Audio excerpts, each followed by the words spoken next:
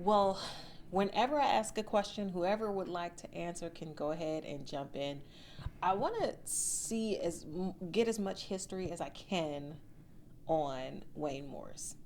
So take me back to as far as you know about his upbringing or where he started. He was born in Wisconsin, just outside of Madison, which is the capital, and on a farm to a liberal, well, it's a progressive Republican family that were highly influenced by Robert La Follette, who was at that point governor. He had been governor, senator. Morse went to school in Madison. He had brothers and sisters, but he grew up on the farm. At times he rode into Madison to go to school on horseback. And he went to the University of Wisconsin, studied speech,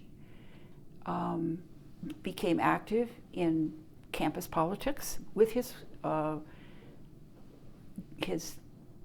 would say his eventual wife, Mildred. They had met in high school and became fast friends and did many things together, and eventually married in 1924. Do you know where he went to high school? Madison Central High School. Okay. And do you know what year he graduated high school? No. Okay. Oh, it probably would have been 1917 or 1918, because he was born in 1900. So he probably graduated in 17 or 18. And he and Mrs. Morse married in 1924. After they graduated, he got a master's. He stayed at the University of Wisconsin to get a master's, and then he went on to the University of Minnesota, where he taught speech, and he studied law. That's where he got his law degree, not from Wisconsin, but from Minnesota. And she taught also. They had a lot of debt that they were repaying loans that people had made to both of them so they could go to school. And then they went on to New York, where he got his JD from Columbia University. Wow. And why do you think, and Penny, you might know this, had you ever heard of why law was his direction? Like why that was what he wanted to do? First of all, he was brilliant. He was absolutely brilliant. I always said he was the smartest man I ever met until I met my husband, and I thought my husband was brilliant too. But Jan, you remember that I found an essay that he had written in 1942 about Arnold Bennett Hall. Arnold Bennett Hall was someone he knew in Madison. Hall had been the president of the University of Wisconsin. And while Morse was growing up, Hall would come to the high school and speak about all sorts of things. But it is really, when I read that essay, I thought, boy, this really shows how Morse's future actually was framed by Arnold Bennett Hall. Jan has that essay, but there was a lot in that essay that he wrote before he went to the Senate, before he even ran for the Senate, that gives us an insight into principle and a little bit of politics, but mostly principle and how you develop your moral code. And I think that probably had a lot to do with sending him in the direction of law, because this was, even though this essay was written in 1942, the stories that what he was remembering happened to him when he was a teenager and 16, 17, 18-year-old trying to figure out what his future was. And so early he was taking on that test. You wanted to say something? Yes, Arnold Bennett Hall was on the faculty at the University of Wisconsin. He eventually became the president of the University of Oregon and was here when Morse came to the law school. Why did Morse come to Oregon? largely, if you read the essay, largely because he had heard that Hall was here in Eugene and he had been so impressed by what he heard from Hall and others in Madison, but mostly Hall. He was, as Penny said, he was 17 when he first heard him speak to a convocation in his high school, and he later took a class from Hall at the University of Wisconsin. He was impressed by the ideals. He learned about Edmund Burke, who was a English philosopher and who stressed ideals. And when he heard that he had that choice, he decided to come here. Hall did not hire him. It did not ask him to come because, quite frankly, Morse was just one of many students that he had talked and spoken to. But Morse came here for that reason. He thought this was a good fit for him. How old was he when he came to Oregon? 29. 29. Remember, in those days, that would have been the time of the Great Depression. The Wall Street crash would have been right about that same time. The West was still the frontier in many ways. And so I think a lot of young people from the Midwest, they could go east, and he'd already been to the east going to Columbia University. And I think he probably felt that pull maybe to go west, see what was on the other coast. I want to get an idea of what values up till age 29 kind of formed who he became by that time. And working on a farm, growing up on a farm, growing up having many jobs, trying to help the family with bills. So hard work was a big Hard part. work. That stayed with him all his life. He had this farm and a farm outside of D.C. in Poolesville, Maryland, and he worked those farms. He had help here and back there, but he was a working farmer. So hard work, I think, independence. He was influenced by La Follette, who was a charismatic governor, politician. The families knew each other. La Follette also had grown up on a farm. Hard work, the support for working families, support for small farms, against monopoly. Those are all things. If we have an exhibit downstairs that talks about the influence that came from Wisconsin onto Morse and what he did in his later life in the Senate as a labor arbitrator. That all kind of came from what he brought that with him to Oregon. And so high school and undergrad in Wisconsin, graduate school in Minnesota, mm-hmm. Columbia University for law school, then to Oregon. Mm-hmm. This is a lot of movement, and so I'm pretty sure it diversified mm-hmm. his outlook. Yes. Once he got to Oregon, what was his first move?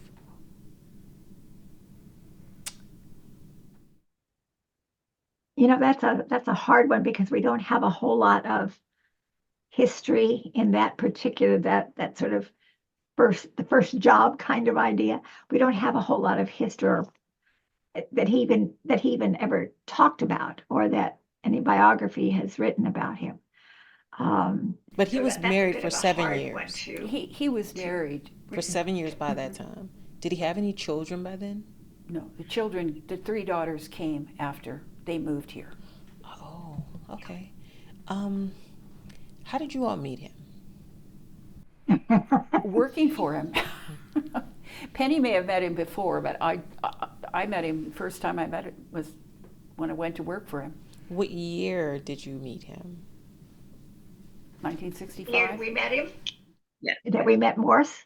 Yeah. 1965.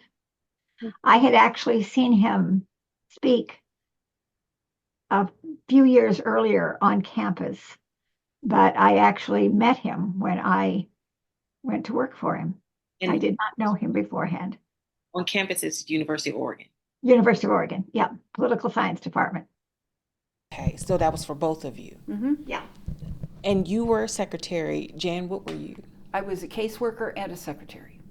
I did military casework, and that later became the secretary for his administrative assistant, Bill Berg.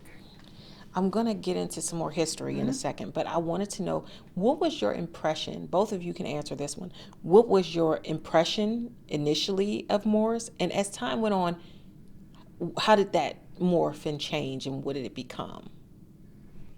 Oh, let me tell you, I came to Washington without a job. I wanted to work in Washington, so I came and I spent about 3 weeks and I couldn't find a job. And I called my mother and I said, I'm coming home.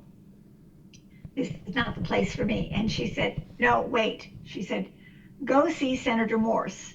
She had a friend who had had lunch with Senator Morse, maybe this sometime earlier, and he had told his friend that he had difficulty getting girls from Oregon. Girls was the working terminology then, trying to get girls from Oregon. And I said, oh, mother, he's an international figure. I can't go to Senator Morse. And she said, well, go try. So I called and they asked me to come in. And my good fortune was that their receptionist was leaving and they had an opening. I had Oregon credentials. I had graduated from the University of Oregon. And the one question they asked me was what political experience I had. And I told them I had stuffed envelopes. Now, this goes a long way back.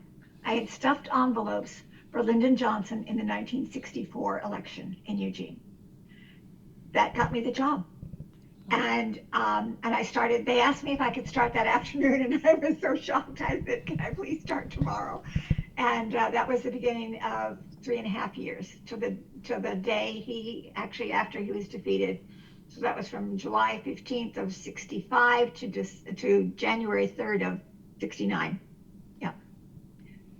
And your impression of Wayne Morse? Well, a little bit of fear and trepidation at first, because here was this international figure who was, larger than life. And very quickly, it became, he treated his staff, he expected a lot from us, but he also treated us like family. We all got along. He made sure that we would get along. He could be very personal. He could also be very officious when need be. But I remember after about 6 weeks, he had asked his personal secretary, who sat in the desk behind me, how I was doing. And she said, well, she's doing all right, but she's having difficulty lying for you. This idea that I haven't seen him today, or he's on the floor, or he's on the phone, or whatever. And he said his response to her was, hell, what does she think I'm paying her for? And so he had a bit of a sense of humor too. And over time, we became, I think we became friends, actually. We stayed in touch very much after he was out of office and they were still living here. He actually introduced me to the man who married. So Senator Morse was responsible for introducing me to my husband. He came to the hospital when our first daughter was born. I mean, it was all sorts of, he took a personal interest in his staff. It wasn't an overwhelming interest, but it was, you knew that he knew who you were. And you could see his connection to people just in his physicality, not necessarily in what he said, but his physicality. When he would meet somebody and they'd say, I'm so and so, and he'd take them on the arm right here and say, oh, of course you are. which was a lovely way of saying, I'm glad you told me who you were because I couldn't figure out who you were. It was those little things. But the other thing that has really resonated with me in my subsequent employment with Senator Frank Church, I've been very fortunate in the people I've worked for, and Jan went to work for Alan Cranston. So we've been very fortunate in working for very good people. But you learn your politics at the feet of masters. And Morse was a master in teaching you, not by sitting down and saying, well, this is what you need to do, just but by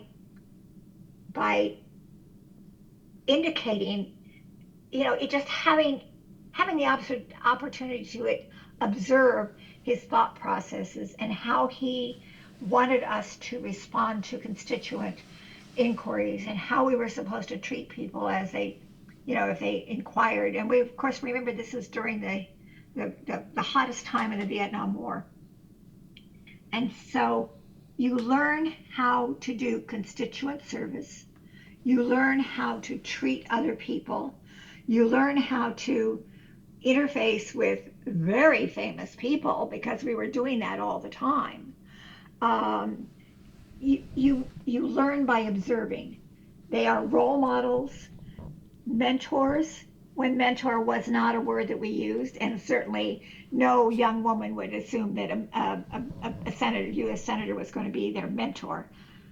But they were the role model. They taught you how to do things without actually giving you an instruction booklet.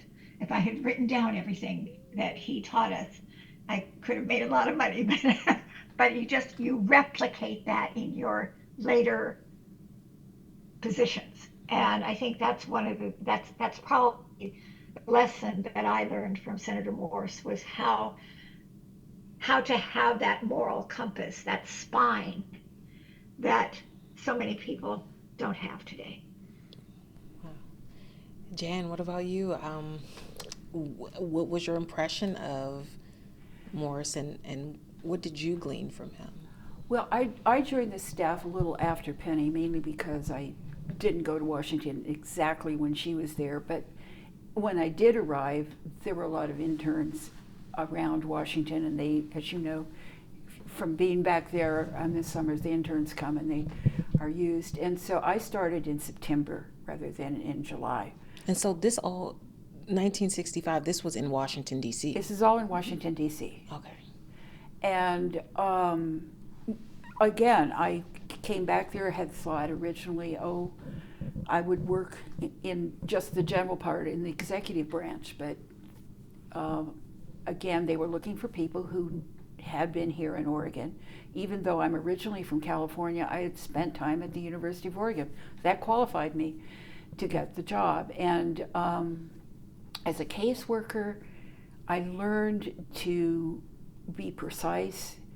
It was like being trained. I sometimes thought over the years that you were being trained as to be a beginning lawyer, what a lawyer does to make a case for someone. Because I was doing casework, pretty much my first job. To ask questions, to base your argument on facts, to make sure you were thorough in what you did. And that's hard sometimes because you're in Washington, D.C., and your constituents are out here in Oregon, and there's no way you're going to know everything. But they carefully work with you. Bill, his administrative assistant, said, look for cases in which people are challenging the right of people in the armed forces to petition to your elected representatives. And basically, the military doesn't like you to go outside the chain of command. Keep your inquiries within the chain of command. Morse knew that you had the right to petition your senator or your congressman. And he wanted to make sure, and sometimes the person writing to us would say, he had been challenged why he did this, or he had been punished for that. Morse wanted to know those cases, but you got all the facts, went to Bill, reviewed them, and then we would talk about whether the senator should take this case. And he personally would walk down to the Senate military liaison office. Most times the liaisons came up to the Senate offices, but they would go, we would walk down, and he would question me to figure out, did I really do my homework? I felt I was continuing a process I had learned at the University of Oregon, which was, I was still learning. I was, as Penny said, it was an amazing, amazing opportunity. And it was all done not in a very casual, very quiet way. I was overwhelmed because that here's a person who's so well known, but he was very approachable, and I'm grateful for the 3.5 years I spent there, because it did help me in my next job with Senator Cranston of California. And Wayne Morse, he was a U.S. Senator for how long? When did he first become a U.S. Senator? 1945. Until he was elected in 44. He was elected in 44, took office in 45, and he was elected as a Republican in 1944. Mm-hmm. And he continued as a U.S. Senator for how many years? 24. He was defeated in the 1968 election very narrowly. By who? Very narrow. Robert Packwood. Now, I want to know, Jan, if you had some adjectives to throw out about Morse, what would you say he was? Principled. Integrity.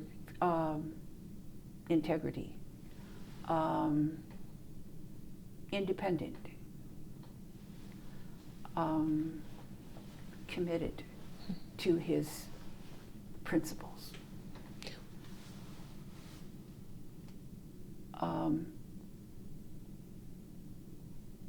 Those are, I think, the most important words. And what were his most, I guess, his strongest principles, if you could name some? Commitment to the rule of law, commitment to the Constitution. He carried a copy of the Constitution with him, always. Commitment to helping others' lives, the working man and woman. Commitment to civil rights, commitment to labor, commitment to improving educational opportunity for everyone, for all children, because he knew what a difference education had made in his life. He wasn't from Oregon. Why did he choose to make Oregon home? The job. I mean, why did he stay here? Because of his job, I think, because it was a place. This was a smaller state, very much like Wisconsin. They loved horses, by the way. He had grown up breeding horses and all sorts of animals, and he and Mrs. Morse wanted to find a place where they could have a home and raise their children much like as they had been raised, with that sense of being outdoors, running around. And so the very first, according to others, the very first thing they did when they got to Eugene is look for the property, for their horses. And they came upon this property on Crest Drive. It was called Crest Hill at the time, College Crest. Or also Horse Hill, because this was not developed. It was just a series of these 20-some acre little farm plots.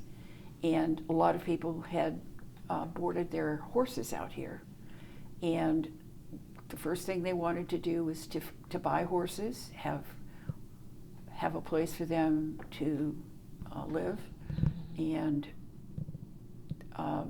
it was, people at the law school said it's a terrible, terrible piece of property that you want. It was all undergrown, had underbrush, that kind of thing. Morse, when they eventually bought the property, they had to wait because they lost money in the stock market crash. And so they had to save their money up, and in 1935, 36, they bought this property. And he fenced it in with the white fences that you see, and he bought goats, and he put the goats to work clearing their property. It is now something, a new creative way. People used to do it again, but at the time it was not a common thing for people to do. And I want to fast forward a little bit. When did the Free Speech Plaza come about? It was dedicated in 2005. Free speech. Why was it connected to Morse so much? The right to express your opinions, the right to for free discussions. Was he known for that? Did he have some type of, I don't know, moment where it was like, oh, he is the guy who is all about free speech? If I could weigh in, perhaps, he was always courageous, taking on sometimes unpopular causes, but the things that he felt were right. And I think that he was never afraid to speak out, even as a younger man. He was never afraid to take on and do the labor policies that he became known for in the FDR administration before he became a senator. And so I think that he was always seeing that you needed to advocate. People needed an advocate, and in him they could see an advocate, and he would be able to speak however he wished, and he thought other people should too. And part of that, I think, comes from the law school classrooms, where you're going to encourage debate, and he was a great orator, of course. But I think he saw wrongs and wanted them righted. And one of the ways you do that is you speak out. And so, while he wasn't necessarily known for someone who was a torchbearer for free speech for the First Amendment, he certainly was he never pulled away from that. I'm especially pleased about the free speech platform in Eugene, but if you go back 40 years earlier, there's a free speech platform at the University of Oregon at the Erb Memorial Student Union. That came about in 1961 or 62 when I was first on campus, when this strange little man called Homer Tomlinson was going around campuses to crown himself king of the world. There was some mental challenges probably for him, but also there was a deep religious base to what he wanted to do. Well, he came and he set up his little folding chair and his signs about being crowned the king of the world, and on campus, and students, and I remember being there, were throwing tomatoes at him, and I mean just all sorts of things. And the students came together after that, realizing how awful that was, and built just out of plywood a platform at the student union where people could speak, sort of like Hyde Park in London. It later was recreated in brick, and I believe it's still there. That was sort of, Eugene was, and the university was a place, and Oregon overall, I think was a place that was known for being more freewheeling about what you could say. And I think that certainly Senator Morse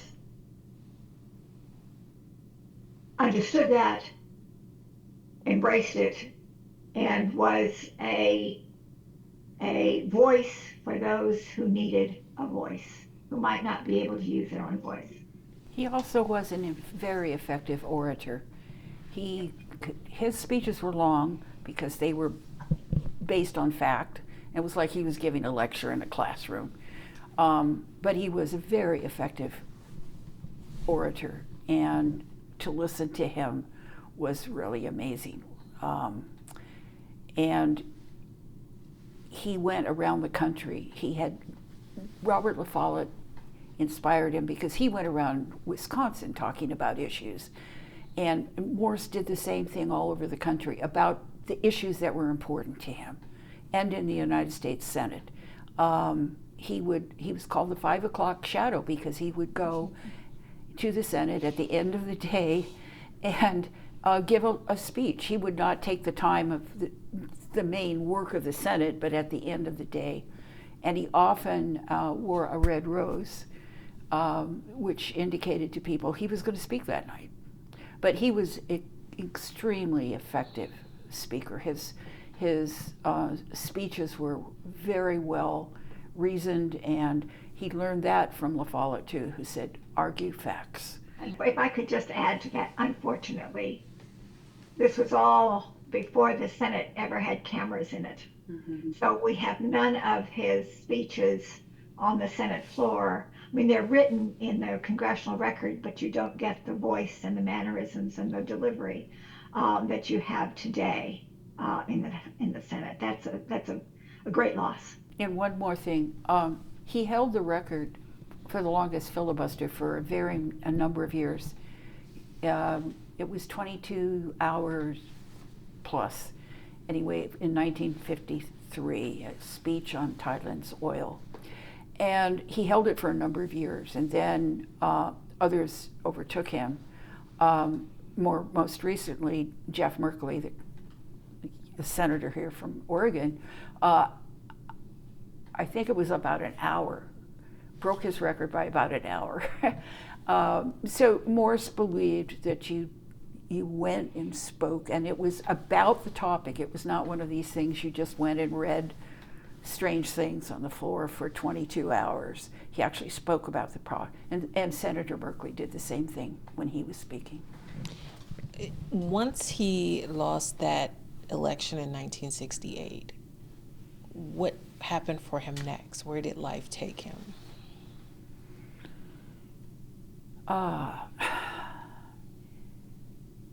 He worked, I think he got some assignments from, Penny, help me here. Well, I'm trying to think. He sort of, they kept their house in Eugene. They kept their apartment in Washington. He still had his rental farm in Poolsville, and he did spend time on the farm.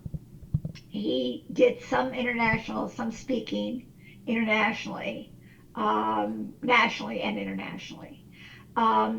He was not content to retire, so he tried to keep his hand in, and of course he ran for office a couple times more. Mm-hmm. But he did become, I think he was able to indulge his love of farming and animals and so forth a little bit more, because he had a little more time than he did when he was in the Senate. So, I thought I turned that off. So he was able to indulge some of his things, his desires about farming. I think he and Mrs. Morse also were able to spend a little more domestic time together. He was always, she supported him in everything he did, but they were often not together because he would be out on the stump. And so they were able to do a little bit more family time. And of course, at that point, then they had grandchildren and so forth. So that was important, I know, to her especially. And he passed away when? July 1974. July 1974, Morse passed away. Where were you when you found out? I was in my office working for Senator Cranston. Somebody came and told me. We thought you want to know Senator Morse has died. And this was, for some reason, Senator Cranston's office. And I went into Senator Cranston's office. Somebody brought me, there were several people who worked for Morse on the Cranston staff. So, I mean, we kind of went in there and shed a few tears, and still was not easy. He was such an important part of, I think, not only my life, but I knew he made a difference in other people's lives. Penny, how did you find out? I was working for Senator Church, so I was in my office and Senator Church's office. And Joyce Curtis, who was had been Senator Morse's personal secretary, was working for, I guess it was Senator Phil Hart at the time, and who was over in the other building. And she came down to tell me that Senator Morse had died. I can still remember standing in the hallway of the Senate office building, and we both sort of had a good cry. And then my husband and I, with Mrs. Morse's permission, created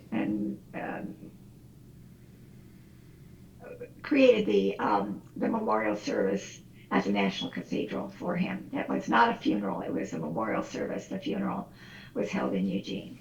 But that was something that we did with a great deal of love and admiration. It was tough to get it all done, but we had a lot of people, all the Senate came, and this was for somebody who had been in the Senate, wasn't a sitting senator. It was a very mournful time for us.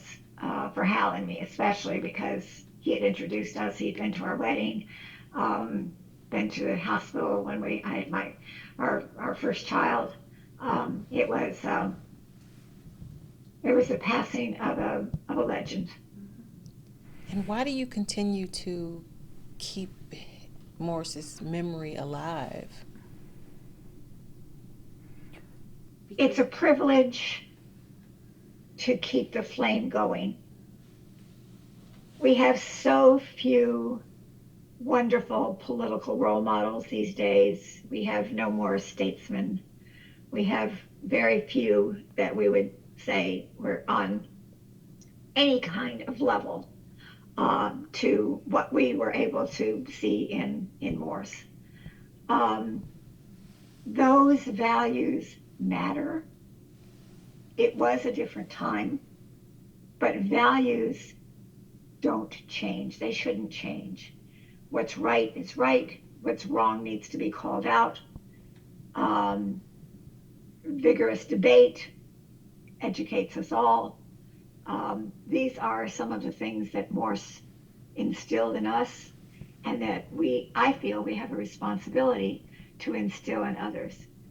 So it's not just a name on a page, but it's actually a human being who had such an impact on, not just on Oregon, but an impact nationally. When you're given that opportunity, you grab it. You grab it and try and spread it out as much as possible, just as he spread out, his view of life, his feeling of how things should be done, how people should be treated, how you needed to take on some of the hardest issues ever and find a resolution to them. And sometimes that was really tough, and too many people just sort of give up now. And he never did. He never gave up. He was not only a United States Senator, he also was a labor arbitrator, very successful. He was a dean of this law school from 1931 to 1944. And where was that? What school? What school was that? Was that Columbia? Here, dean of this law school. UO. Yes, he was the dean of the UO. So he played many roles, and he made a difference at various points. For instance, while he was at the law school, there was an effort to combine the University of Oregon with Oregon State University. He was one of the people inspired to speak out and to fight to protect the independence of the University of Oregon.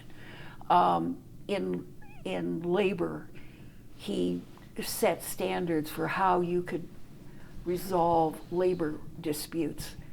He was the labor arbitrator, Pacific Coast arbitrator for the maritime industry on the Pacific Coast. When was that? Back in the 30s. Back in the 30s, and it was bloody. A lot of things. Working on the docks is not an easy place to do. Not easy, and he brought peace to the Pacific Coast ports, and then he was on the War Labor Board. I mean, his accomplishments are amazing, not just in what he did in the Senate, but above all, it's his attention, his commitment to principle, to whatever you do, you work within integrity, according to your conscience, what your conscience dictates, with making ethical decisions.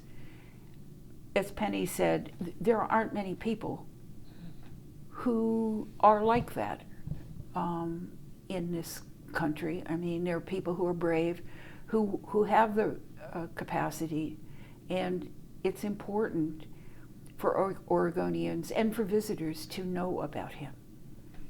And you mentioned he fought to keep UO's autonomy from Oregon State. When did that happen? In the 30s. In the early 30s, I believe.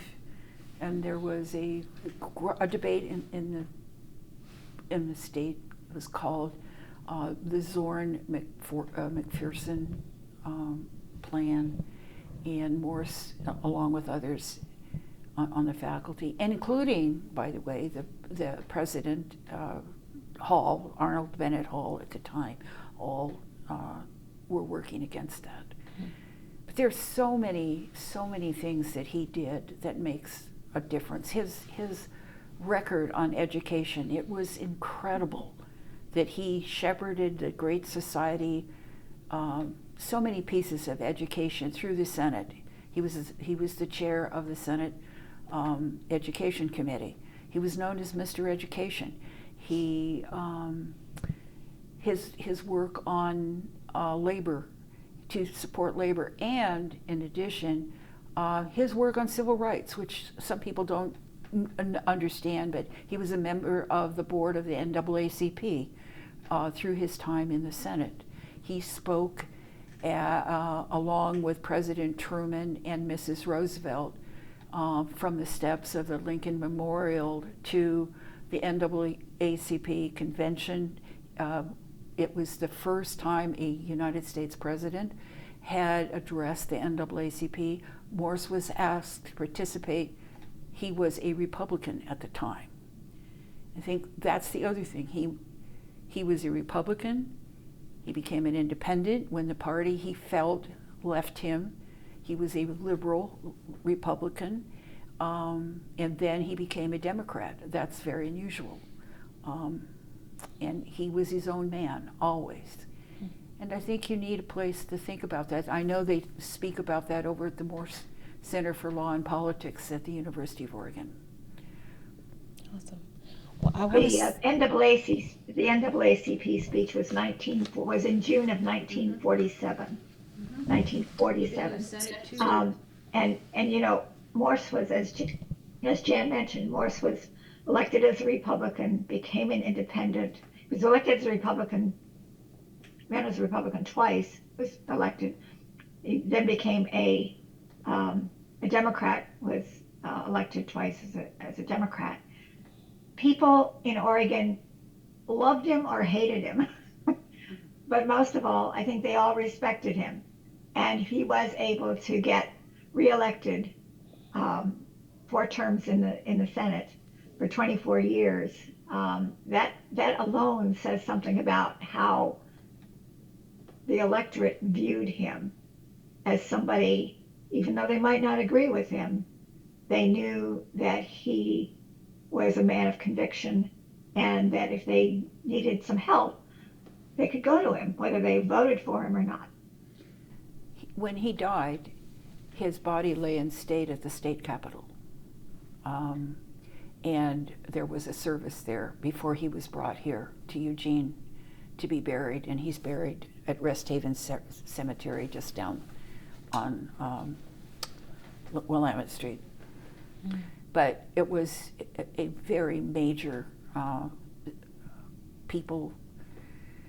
I think he was lay in state for a couple days, and the governor, all people who had run against him came and spoke in tribute to him.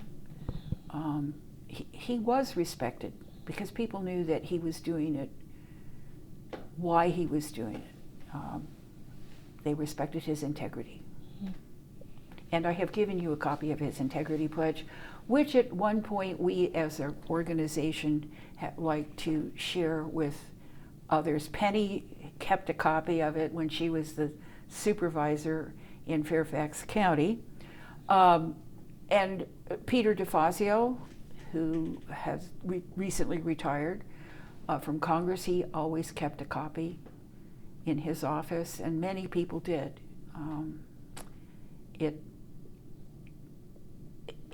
It gives you a guidance for being an effective and responsible representative.